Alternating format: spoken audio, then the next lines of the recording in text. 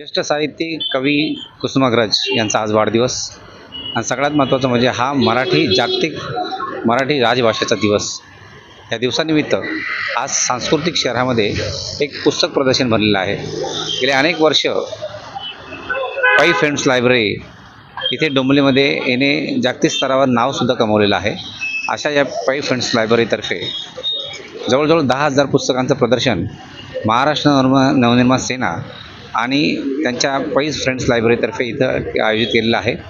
या प्रदर्शनाला दस्तूरखुद्द मनसे अध्यक्ष राज ठाकरे यांनी उद्घाटन केलेलं आहे 24 तारखेला. आणि आज इथे लोकांची गर्दीसुद्धा दिसते. मराठी भाषाची पुस्तकं या जरी मोबाईलवर जरी उपलब्ध असतील तरीसुद्धा प्रत्यक्ष पुस्तक वाचण्याचा आनंद हा वेगळा असतो. याबद्दलच आपण चर्चा करत आहोत पै फ्रेंड्स लायब्ररीचे संस्थापक पुंडलिक पै यांच्याशी. नमस्कार, जय महाराष्ट्रामध्ये आपलं स्वागत. काय सांगाल की आजचा मराठी राजभाषा दिन आहे, कशा प्रकारे तुम्ही साजरा करत आहात? सर्वात प्रथम सर्वांना मराठी भाषा निमित्त सर्वांचे मनापासून शुभेच्छा. आणि आज जे महाराष्ट्र आपलं मराठी भाषा दिन आहे, तर ह्या निमित्ताने आम्ही एक मोठं पुस्तकांचं प्रदर्शन इथे भरवलेलं आहे. आज तुम्हाला माहितीच आहे की डोंबिवली एक सांस्कृतिक नगरी आहे. तर 24 तारखेला मनसे म्हणजे हे मनसेचं ऑफिस आहे, इथे माननीय राजसाहेब ठाकरे यांच्या हस्ते या पुस्तक प्रदर्शनाचं उद्घाटन समारंभ पार पडला. तेव्हापासून सतत इथे पुस्तक प्रदर्शन सुरू आहे आणि हे पुढच्या रविवारपर्यंत म्हणजे 3 तारीखपर्यंत सुरू राहणार आहे. तर या निमित्ताने आम्ही इथे खूप मोठ्या प्रमाणात पुस्तकांचं प्रदर्शन भरवलेलं आहे आणि लोकसुद्धा खूप मोठ्या प्रमाणात मोठ्या संख्येने इथे सहभाग घेत आहेत. हे खूप आनंद वाटतोय की मराठी भाषा आणि मराठी पुस्तकं हे खूप जवळचं नातं आहे.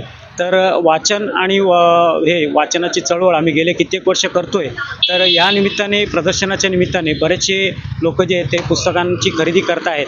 तर मला असं वाटतं की खूप मोठं म्हणजे वाचनासाठी प्रचार आणि प्रसाराचा हा खूप मोठा भाग आहे. आपल्या लायब्ररीतर्फे आपण काही एक वेगळा उपक्रम राबवणार आहात. शाळांमध्ये जाऊन आपण लायब्ररी सुरू करायचं असे आपण सांगताय, काय सांगते नेमकं काय?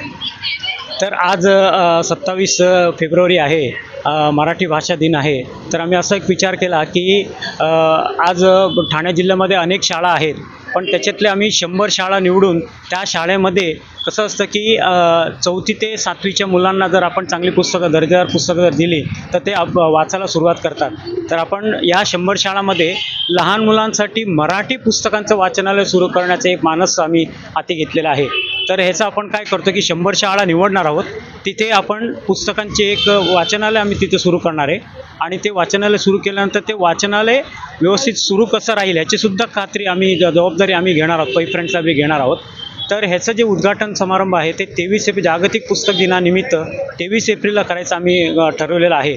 आणि ते 100 शाळा निवडून तिथे खूप चांगलं अद्ययावत आणि एक दर्जेदार पुस्तकांचं वाचनालय, मराठी पुस्तकांचं वाचनालय आम्ही सुरू करण्याचं आज आम्ही त्याचं ठरवलेलं आहे. स्पर्धा युगामध्ये जागतिक स्तरावर जरी डिजिटलायझेशन जरी झालं असलं तरीसुद्धा कुठेतरी मराठी संस्कृती टिकली पाहिजे, मराठी वाचन टिकलं पाहिजे आणि मराठी लेखन टिकलं पाहिजे. त्यासाठी हा प्रयत्न त्यांचा आहे. एकंदरीत सांस्कृतिक क्षेत्रात हे असे उपक्रम होत आहेत. त्यामुळे महाराष्ट्रात कुठेतरी मराठी भाषा टिकते हेच पाहावं लागेल. आणि त्यामुळे आपला जागतिक स्तर मराठी भाषेचा हाही वाढत चाललेला आहे. कॅमेरामॅन शंकरसह मी किशोर पगारे, जय महाराष्ट्र न्यूज, डोंबिवली.